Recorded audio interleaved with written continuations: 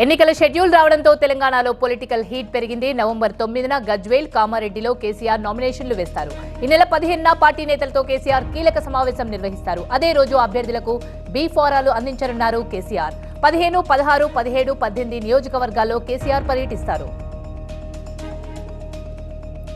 రేవంత్ రెడ్డిపై కాంగ్రెస్ పై కేసీఆర్ ఘాటు వ్యాఖ్యలు చేశారు. కాంగ్రెస్ పార్టీ టికెట్స్ ని రేవంత్ రెడ్డి అమ్ముకుంటున్నారని ఆరోపించారు. అధికారం ఇస్తే రాష్ట్రాన్ని కూడా అమ్మేస్తారన్నారు మంత్రి కేటీఆర్. వారంటీ అయిపోయిన పార్టీ ఇచ్చే గ్యారంటీ కార్డ్స్ నమ్మొద్దన్నారు. కాంగ్రెస్ పార్టీకి ఢిల్లీలో, బెంగళూరులో 2 హైకమాండ్స్ ఉన్నాయని ఎద్దేవా చేశారు కేటీఆర్. సీఎం కేసీఆర్ ఆరోగ్యంపై కేటీఆర్ స్పష్టత ఇచ్చారు. కేసీఆర్ జబర్దస్త్ గా ఉన్నారన్న మంత్రి కేటీఆర్ ఇవ్వాల్సిన హామీలపై కసరత్తు చేస్తున్నామని చెప్పారు. రేపో మాపో బయటికి వచ్చి అన్నీ చెప్తారన్నారు. డిసెంబర్లో అద్భుతాలు జరగబోతున్నాయన్నారు రేవంత్ రెడ్డి. ప్రజా తీర్పు నిర్ణయం అయిపోయిందని, రాష్ట్ర ప్రజలకు విముక్తి లభించబోతుందన్నారు టీపీసీసీ చీఫ్. రాష్ట్రంలో కాంగ్రెస్ ప్రభుత్వం రాబోతుందన్న రేవంత్, సీఎం కేసీఆర్ విశ్రాంతి తీసుకోవాల్సిన సమయం వచ్చిందన్నారు. కుటుంబ పాలన పోవాలని తెలంగాణ ప్రజలు కోరుకుంటున్నారన్నారు కిషన్ రెడ్డి. మోదీ నాయకత్వం కావాలని ప్రజలు కోరుకుంటున్నారని, ఎన్నికల్లో బీజేపీ జెండా ఎగరడం ఖాయమన్నారు. 2వ స్థానం కోసమో 3వ స్థానం కోసమో బీఆర్ఎస్, కాంగ్రెస్ పోటీ పడాలన్నారు. తెలంగాణలో ఒక నిశ్శబ్ద విప్లవం రాబోతుందన్నారు కిషన్ రెడ్డి. డబ్బు, మద్యంతో ఎన్నికల్లో గెలవాలనుకుంటున్నారన్నారు బీజేపీ ఎమ్మెల్యే ఈటెల. దేశంలో ఎక్కడా లేనంతగా తెలంగాణలో మద్యం, డబ్బులు పంచుతున్నారని ఆరోపించారు ఈటెల రాజేందర్. ఒక్కో నియోజకవర్గానికి 50 కోట్లు ఖర్చు పెట్టాలని చూస్తున్నారని, ఓటర్లని బీఆర్ఎస్ నేతలు బెదిరిస్తున్నారని ఈటెల ఆరోపించారు. ఓటు వేయకపోతే పథకాలు రావని భయపెడుతున్నారన్నారు ఈటెల. ఎన్నికల్లో బీఆర్ఎస్ గెలుపు ఖాయమన్నారు ఎంపీ నామా నాగేశ్వరరావు. రాష్ట్రంలో అభివృద్ధి, సంక్షేమ పథకాలే మమ్మల్ని గెలిపిస్తాయని ధీమా వ్యక్తం చేశారు. ఖమ్మం జిల్లాలో మెజారిటీ స్థానాలు బీఆర్ఎస్వే అన్నారు ఎంపీ నామా. కాంగ్రెస్, బీజేపీ తమకు పోటీ కానే కాదన్నారు మంత్రి గంగుల కమలాకర్. సెకండ్ ప్లేస్ కోసమో కాంగ్రెస్, బీజేపీ 2 కూడా సెకండ్ ప్లేస్, థర్డ్ ప్లేస్ కోసం పోటీ పడుతున్నాయన్నారు. ప్రజల మధ్యనే ఉన్నాం, ప్రజలతోనే ఉన్నామని చెప్పారు.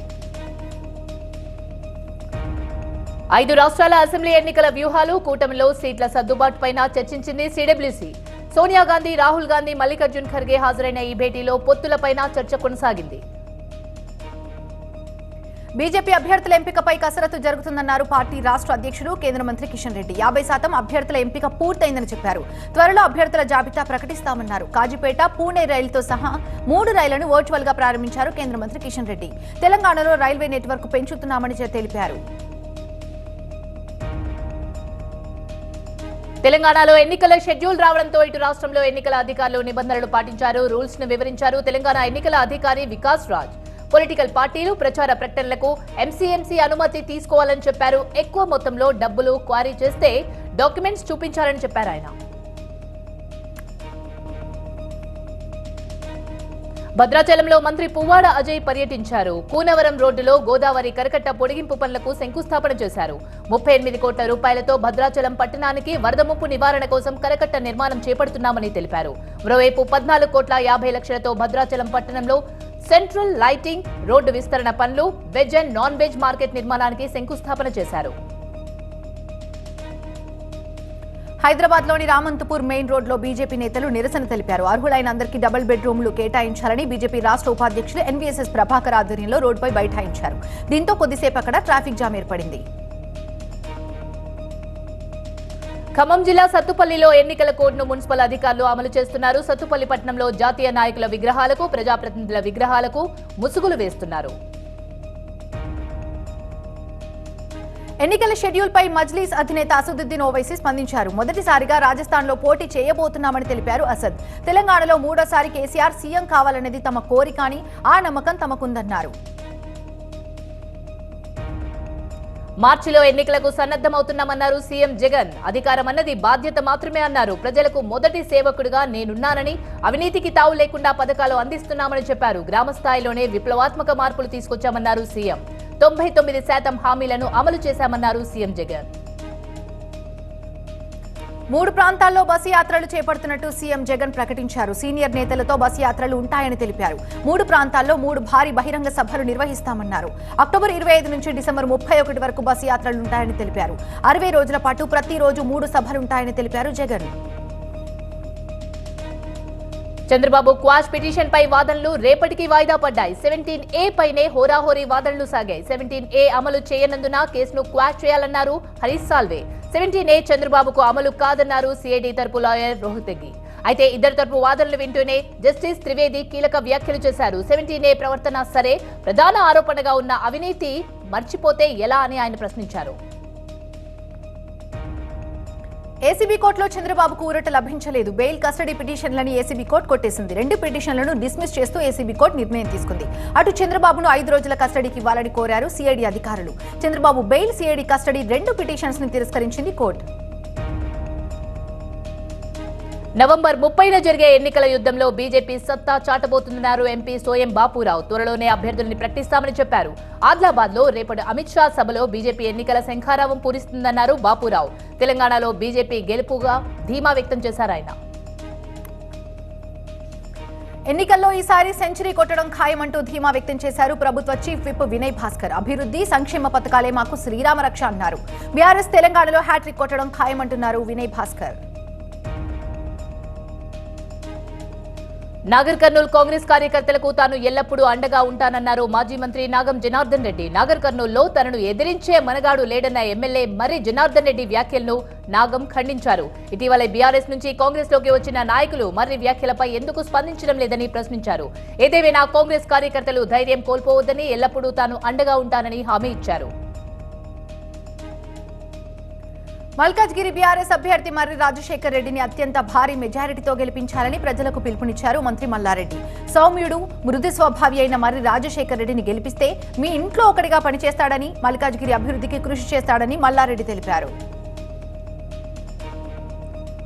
ఖమ్మం జిల్లా వైరాలో పోలీసులు తనిఖీలు చేపట్టారు. ఎన్నికల కోడ్ నేపథ్యంలో విస్తృత తనిఖీలు చేస్తున్నారు. వైరా కారులో 5 లక్షలు తరలిస్తుండగా పట్టుకున్నారు. అయితే అనుమతి పత్రాలు లేకపోవడంతో నగదును సీజ్ చేశారు పోలీసులు.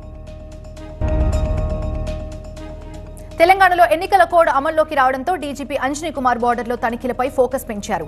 జయశంకర్ భూపాల్పల్లి జిల్లా కాళేశ్వరం వంతెన దగ్గరున్న అంతర్రాష్ట్ర చెక్ పోస్ట్ ని పరిశీలించారు. అలాగే కాళేశ్వరం పోలీస్ స్టేషన్ ని కూడా తనిఖీ చేశారు.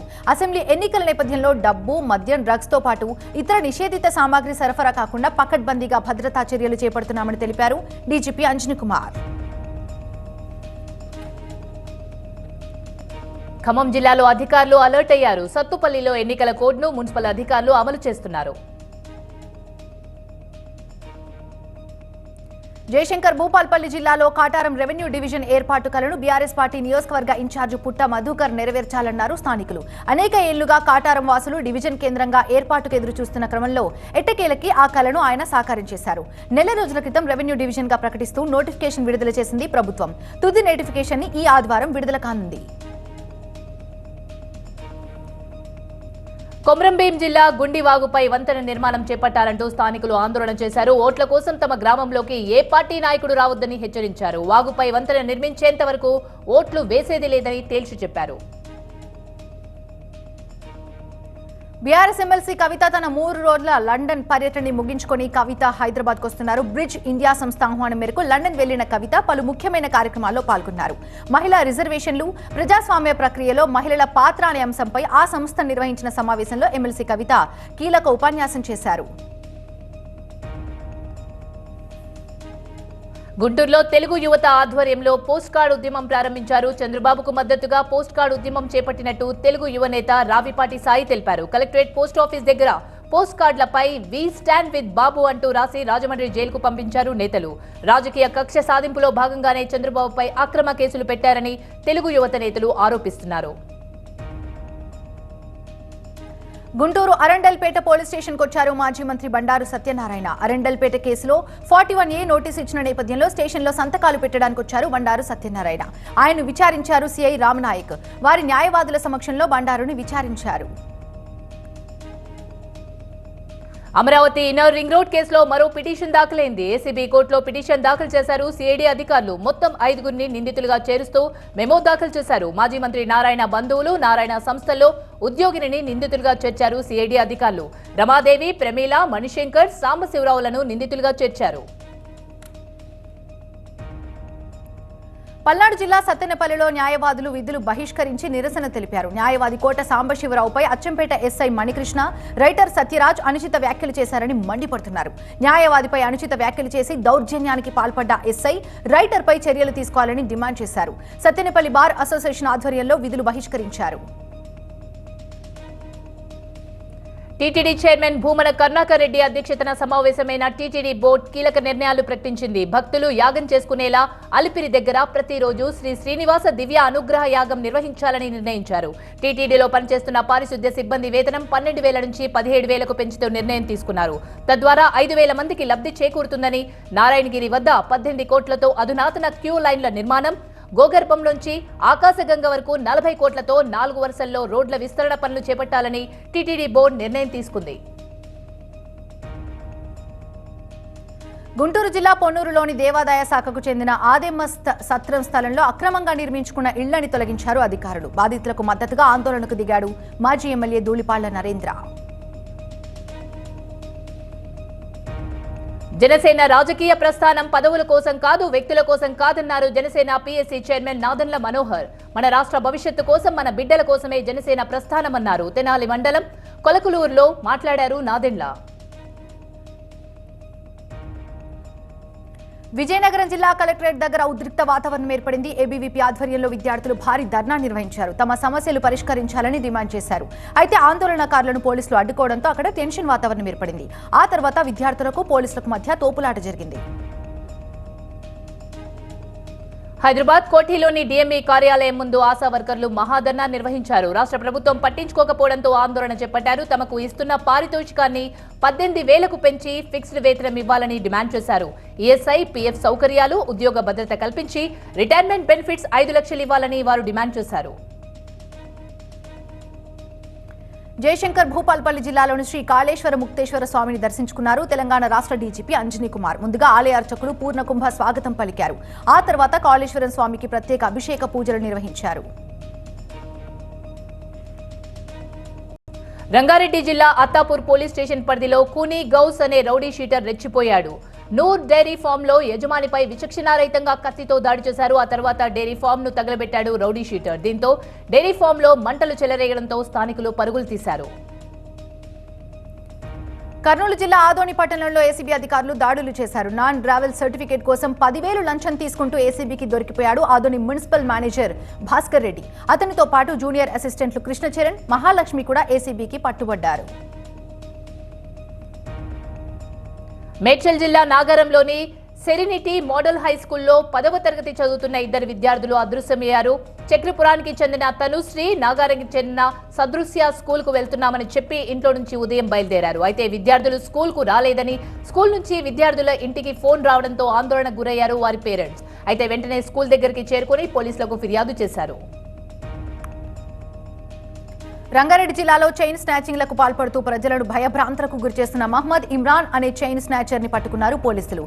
నిందితుడి దగ్గర నుంచి 4 తులాల పుస్తెల్తాడు, ఆటోని స్వాధీనం చేసుకుని రిమాండ్కు తరలించారు.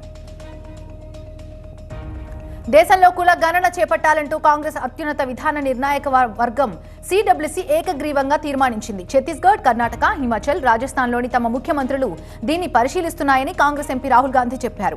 ఇది ప్రగతిశీల ముందడుగు అన్నారు. అయితే ప్రధాని మోదీ మాత్రం ప్రజల దృష్టి మరలించే ప్రయత్నాలు చేస్తున్నారని రాహుల్ గాంధీ వ్యాఖ్యానించారు. తమిళనాడులో బాణాసంచా ఫ్యాక్టరీలు, గోదాములు కార్మికుల పాలిట మృత్యు క్షేత్రాలవుతున్నాయి. అలియార్లో జిల్లాలో ఘోర ప్రమాదం చోటు చేసుకుంది. 7గురు చనిపోయారు ఈ ప్రమాదంలో. వెలగలూరులో ఒక బాణాసంచా గోదాంలో పేలుళ్లు జరగడంతో అక్కడే పనిచేస్తున్న కార్మికులు మరణించినట్టు పోలీసులు చెప్పారు.